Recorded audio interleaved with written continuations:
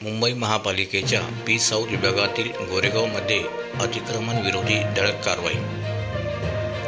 मुंबई महापालिकेच्या P south Goregaon पश्चिम वार्डातील अनुज्ञप्ती आणि अतिक्रमण विभागाच्या वरिष्ठ निरीक्षक डॅशिंग महिला अधिकारी नूतन जाधव यांच्या मार्गदर्शनाखाली विना पोलीस बंदोबस्तात ही कारवाई रेल्वे स्टेशन रोडवर रत्ना हॉटेल, टोपीवाला मार्केट परिसर, स्टेशन परिसर या ठिकाणी करण्यात आली।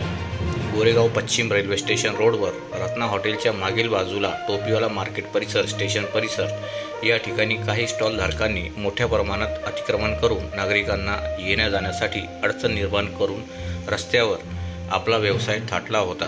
नागरिकांनी वारंवार तक्रारी करूनही कुठल्याही प्रकारची कारवाई केली जात नव्हती।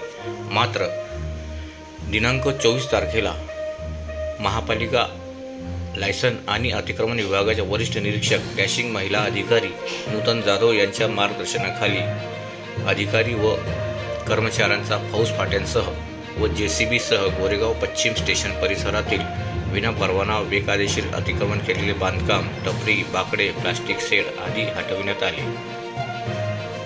रत्ना हॉटेलच्या मागील परिसरात टोपीवाला मॉल आणि टोपीवाला हॉस्पिटल समोर तसेच गोरेगाव स्टेशन परिसरात महापालिकेच्या पथकाने धडक कारवाई करत अनेक अनधिकृत बांधकामे आणि टपऱ्या हटवल्या।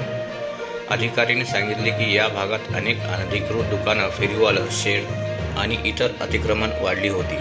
त्यामुळे पादचारी आणि वाहन चालकांना अडचणीचा सामना करावा लागत होता। तक्रारी वाढू लागल्यानंतर महापालिकेने या भागात धडक कारवाई केली।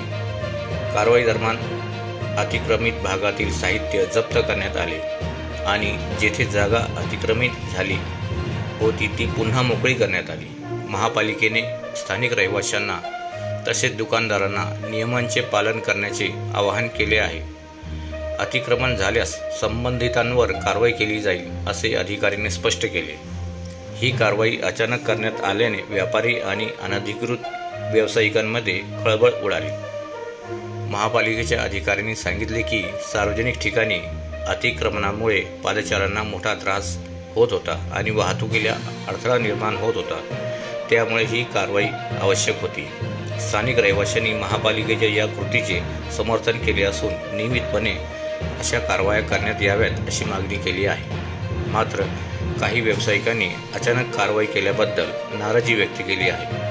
महापालिकेने पुढील काही दिवसात अतिक्रमण विरोधी मोहीम राबवण्याचा इशारा दिला आहे।